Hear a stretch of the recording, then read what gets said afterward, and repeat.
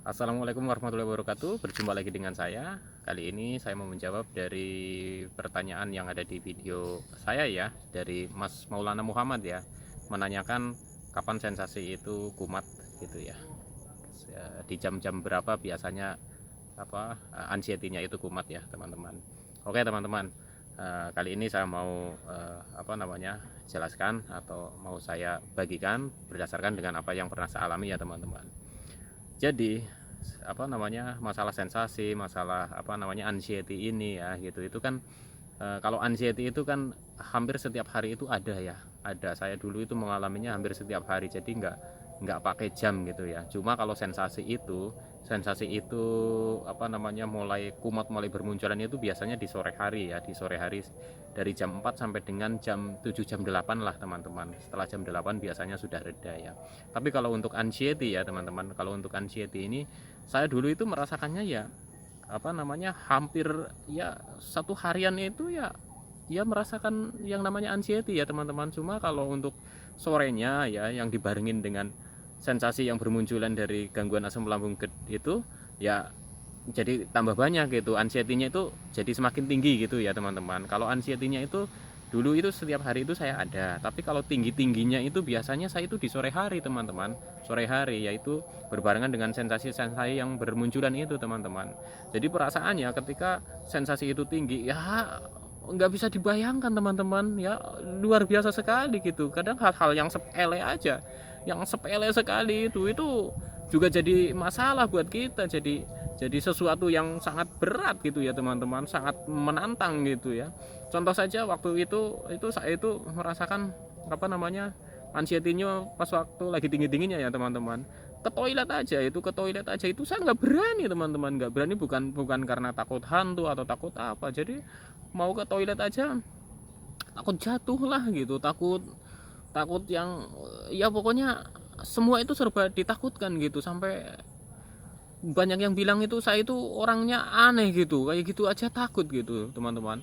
Sampai mandi pun ya, teman-teman, mandi pun ya, kalau anxiety-nya itu lagi tinggi, mandi aja saya nggak mau masuk ke dalam kamar mandi, itu nggak mau, teman-teman. Saya mandinya itu di luar gitu ya, di luar kamar mandi itu pakai ember terus duduk gitu, jongkok aja nggak berani, saya takut takut jatuh gitu ya.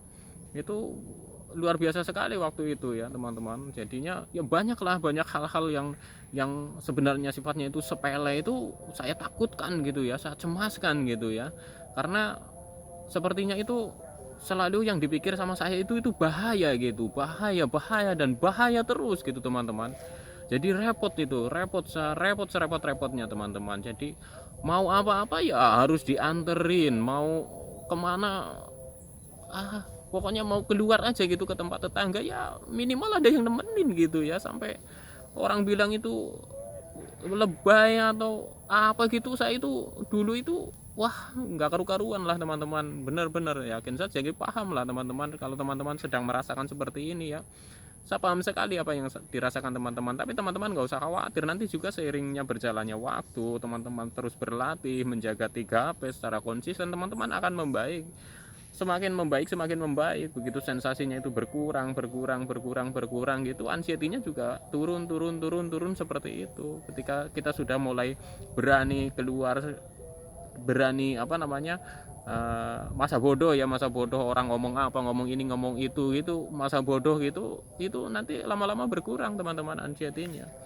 Kan anxiety itu luar biasa sekali gitu, selalu menakut-nakuti pikiran kita gitu. Jangankan untuk pergi jauh gitu, orang ke rumah tetangga itu, seberang rumah aja itu takut gitu, berdiri mau jalan aja takut ambruk, takut jatuh gitu. Pokoknya kalau yang belum pernah ngerasain ini itu wah udah nggak bisa lah ngomong dengan orang yang belum pernah ngalamin anxiety tinggi seperti ini. Itu kayak orang lagi bohongan gitu ya, teman-teman. Tapi itu benar-benar gitu ya, teman-teman. Jadinya teman-teman kalau mau sharing atau mau berbagi cerita, berbagi kisah gitu, atau lagi mengeluarkan unek-unek gitu ya, itu dengan orang yang benar-benar nggak tahu dengan gangguan kita ini, ya itu malah akan semakin, kita itu akan semakin tertekan. Karena kita itu biasanya itu cuma dicuekin, cuma disenyumin gitu kan, ah lebay kamu, ah masa sih, itu malah kita akan semakin seperti semakin sakit gitu, semakin tertekan, kok nggak ada yang percaya sama saya gitu ya. Nah itu seperti itu, padahal memang benar-benar nyata gitu ya, anxiety itu memang ya seperti itu, menakut-nakuti diri kita. Jadi kita itu selalu berpikirannya itu negatif teman-teman. Jadi jam-jam yang rawan itu ya, jam-jam rawan itu ya itu di sore hari teman-teman, di sore hari mendekati maghrib gitu, udah nanti maghrib itu biasanya itu semakin bertambah anxiety itu tinggi. Nanti kalau udah isya, udah jam 8 itu udah mulai turun itu seperti itu. Tapi ya kalau saya dulu itu ya turun itu nggak langsung hilang kayak gitu, enggak, itu proses, itu bener-bener berproses. Setiap hari selalu latihan terus saya amati sampai saya nekatin, sampai ya itu seperti itulah teman-teman ya. Kadang itu ya saya lawan gitu ya, tapi ya kadang nggak berdaya juga gitu teman-teman. Udah saya lawan seperti apapun ya itu di pikiran itu seperti ditakut-takutin terus, ayo lu gitu, awas lu, jangan jalan-jalan ke sana, jatuh lu nanti, ayo awas lu, jangan ke kamar mandi sendirian lu, kalau ambruk di kamar mandi gimana. Itu seperti itu di dalam pikiran saya, itu seperti ada yang nakut-nakutin gitu ya teman-teman. Jadinya ini benar-benar waktu itu saya itu pusing sekali gitu ya, tiap hari itu kepikiran itu, kenapa kok saya jadi begini, padahal dulu saya itu ya bisa dibilang lah kemana-mana itu ya nggak ambil pusing gitu ya, nggak pernah berpikir, nggak berpikir panjang lebar gitu, mau pergi ya pergi gitu lah. Sekarang mau ke rumah tetangga aja gitu ya, waktu itu loh, maksudnya bukan sekarang, waktu dulu itu mau ke tempat tetangga itu juga udah mikirnya itu udah sampai lemas gitu teman-teman ya. Apalagi kalau ada ini teman-teman, ada kumpulan atau ada kerumunan gitu ya, itu ya wah itu sensasi muncul lagi, terus anxiety-nya tinggi lagi gitu ya. Terus ke tempat keramaian gitu sama lagi gitu, sudah diniatin dari rumah gitu ya, biasa saja tenang aja, nanti udah nyampe sana ya udah malah nggak jadi, malah pulang lagi gitu ya.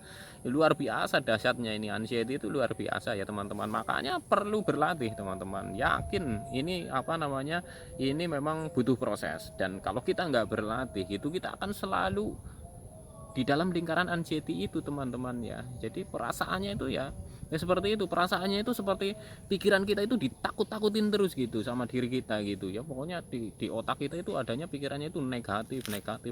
Jadi apa-apa itu ya selalu berpikirnya itu resikonya dulu gitu ya. Kalau saya waktu ngalamin anxiety itu yang tinggi itu, mau ngapa-ngapain itu resiko dulu teman-teman, resikonya gitu, maksudnya bukan positifnya gitu ya. Kalau jalan-jalan nanti jadi tubuh itu, badan kita itu jadi semakin sehat, aliran darah itu kencang. Tapi enggak, waktu anxiety tinggi itu mau jalan sore-sore untuk mengalihkan sensasi dan sebagainya juga udah ditakut-takutin dulu, lu jalan lu nanti ambruk, lu jalan lu nanti semaput, lu jalan lu nanti pingsan loh. Nah kayak gitu, itu selalu seperti itu. Saya heran. Tapi seiringnya berjalannya waktu, proses demi proses, sensasi mulai berkurang ya, seperti kayak gitu, kayak mulai hilang sendiri gitu, mulai pudar hilang sendiri ya. Memang kadang masih gitu ya, walaupun sudah membaik gitu, kadang itu muncul gitu ya, tapi ya lebih slow aja gitu, maksudnya ngadepinnya gitu ya.